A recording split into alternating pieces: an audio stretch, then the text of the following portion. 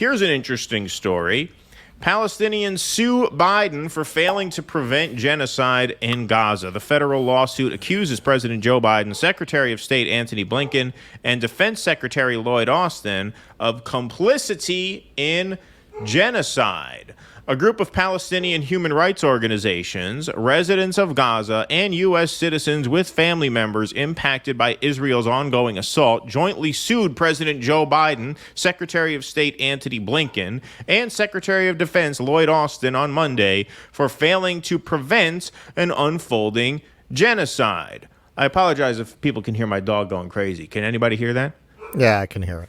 Yeah. You know why my dog's going crazy? There's a stray cat that is walking around out there that we left out some food and a blanket for because it's kind of chilly. Well, now it's going to keep coming back. You know that. Well, our neighbors did it too. Well, no, I mean, we're happy to help the stray cat. I don't regret doing it, but part of the pain in the ass of that is every once in a while it comes around to eat, and when my dog, senses it out there, she goes nuts. So forgive the dog.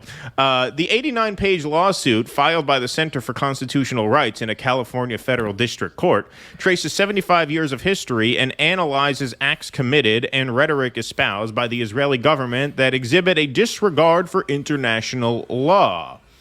It is accompanied by a declaration from a genocide expert who describes Israel's actions as signs of genocide and argues that the Biden administration has breached its duty under international law to prevent it.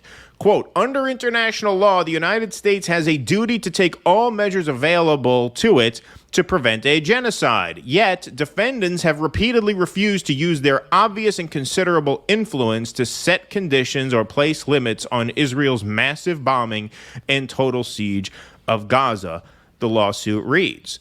Despite escalating evidence of Israeli policies directed at inflicting mass harm to the Palestinian population in Gaza, the Biden administration has opposed, quote, a life-saving ceasefire and lifting of the siege, even vetoing the United Nations measures calling for a ceasefire, the lawsuit continues. Instead, their actions to fund, arm, and endorse Israel's mass and devastating bombing campaign and total siege of the Palestinians in Gaza constitutes a failure to prevent an unfolding genocide and complicity in its development. Okay, we have a few more things to read here, but I'll take a quick break. So the case that they are establishing is that not only is the United States not doing anything to stop this, but that they are empowered to act to stop this, which we know that they are, and they are choosing not to. So they are actively complicit in what's going on, which obviously I think is an airtight case.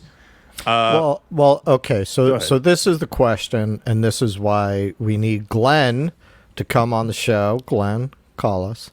Do they have standing? Because my understanding is you cannot sue the government. You cannot sue individuals in the government for actions they take in their capacity as members of the government. You can prosecute for crimes, but that goes through Congress, right? I mean, that's impeachment. I'm not clear on whether there is a venue through which you can do this. Like, is it? In other words, does this go beyond the PR stunt? Can you actually establish standing in court to do this? Likely not, but it's an interesting angle to take to get the message out there for sure. The plaintiffs traced their case back to the 1948 Nakba, Israel's displacement of hundreds of thousands of Palestinians, and up to the present day to demonstrate Israel's persistent violations of human rights and international law. The lawsuit notes that in September, for example, just weeks before Hamas's attack on Israel, Prime Minister Benjamin Netanyahu held up a map before the UN General Assembly titled "The New Middle East" that totally erased the existence of Palestine. So yes, the point of this is to build a case, to give some rhetorical ammunition to people when they go and argue this issue more broadly, because you can absolutely build the case, as they do here, that the, ironically, elimination of Palestine as an entity, much less a formal state, has been the goal of the Israeli state going back to 1948, and the goal of the Zionist project going back even further than that. The lawsuit also presents a meticulous timeline from October 7th up to November 8th, detailing the scale of violence Israel has inflicted upon Gaza, including its siege and bombing campaign that has now displaced nearly 2 million Palestinians and killed over 11,000. It details Israel's target during the military campaign, including repeat bombings of refugee camps and hospitals, and statements by Israeli officials that demonstrate a disregard for international law. The emphasis is on damage and not on accuracy. That is a quote from who? IDF spokesperson Daniel Hagari on October 10th when discussing the, quote, hundreds of tons of bombs Israel had already dropped by then. Human animals must be treated as such. There will be no electricity and no water in Gaza. There will only be destruction, said Israeli Major General Ghassan Alian. Sorry if I got that name wrong. You wanted hell, you will get hell. That is a threat against the people of Gaza. World's most moral army. Exactly. The world's most moral army. And you see, if you listen to Zionists talk, a big part of their batshit crazy framing is that they are better than their enemy because they're so humane, right, and decent and never celebrate death and horror, and they don't commit acts of cruelty for their own sake. You know, they're always so careful to try to spare civilian life. I mean, it's just amazing what these people are brainwashed into convincing themselves of. When the evidence, I mean, it's not hard to find. Well, this is why the case can be made for genocide, because look at those two quotes.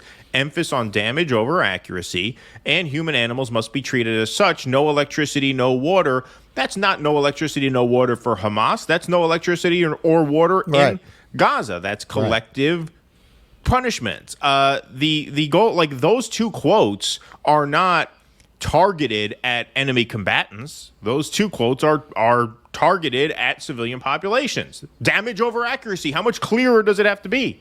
It means they're not concerned with the ratio of civilian casualties to combatant casualties. How much clearer does it have to be? Right. Since those remarks, the Israeli military has waged a campaign that has left millions of Palestinians displaced, thirsty, hungry, sick, and without fuel, launched indiscriminate airstrikes, and used white phosphorus, yes, a chemical weapon that causes burns in densely populated areas, in direct contravention of international law. I think this is the last one. Yes, it is. The lawsuit notes that Israel has been the largest cumulative recipient of U.S. foreign aid since World War II. As of January 2023, America had sent $260 billion, adjusted for inflation, in military and economic aid to Israel since 1946. And as of March, Israel had a $4.4 billion worth of American-provided munitions. In the diplomatic arena, the U.S. has repeatedly used its veto power in the United Nations to block resolutions critical of Israel's human rights and international law violations. Amid the current war, the U.S. has opposed multiple resolutions calling for a ceasefire. Quote, we have lost so many people, but there are still many more who are living, and we owe it to them to do everything possible to stop this genocide, said Herzala, one of the plaintiffs with family in Gaza. I have done everything in my power. I have participated in protests, sit-ins, wrote letters to my representatives, civil disobedience. Now I am asking the courts to end this ongoing genocide. This was a very well done article. I encourage you all to read it. It's longer than what we had here. I took pieces from it, so not all of that is, what do they call it? Continuous. I kind of skipped around a little bit just to let you all know. But Prem Thacker, it was really well done and well argued. And I think it's important to have those arguments on record because that knocks down just about every single one of them. And it establishes in very rational sort of legal speak, okay, we can establish that there's no regard for civilian casualties. That means we know that there are genocidal war crimes going on. We know that the United States has the power to stop it and is not. And we know that historically leading up to this, the United States, our government, because this lawsuit is against Biden, our government has been Israel's top funder. And Israel has been the top recipient of U.S. aid for now 75 years. So Right. it's well argued. So whether or not this actually has standing in an actual courtroom, which again, Glenn Greenwald could give us some insight on that if he agrees to come on the show. But whether it has Friend standing of show, or not, Glenn Greenwald. yeah, exactly. It's still good. It's still good to have that out there for sure. I think probably the proper venue for this suit would be the International Criminal Court. Like, this probably belongs in The Hague. Right. Like, I don't know that there's a mechanism for holding individuals within governments responsible for their crimes against humanity or war crimes other than the International Criminal Court. I think that is the venue. Yeah, that could be. That could be. But this, I mean, we're not part of the ICC. We have excluded ourselves from the ICC because we commit a lot of war crimes, right? So we couldn't True. join. Yeah. But this lawsuit is specifically against Biden, basically calling out the extent to which the United States is complicit. Please clap.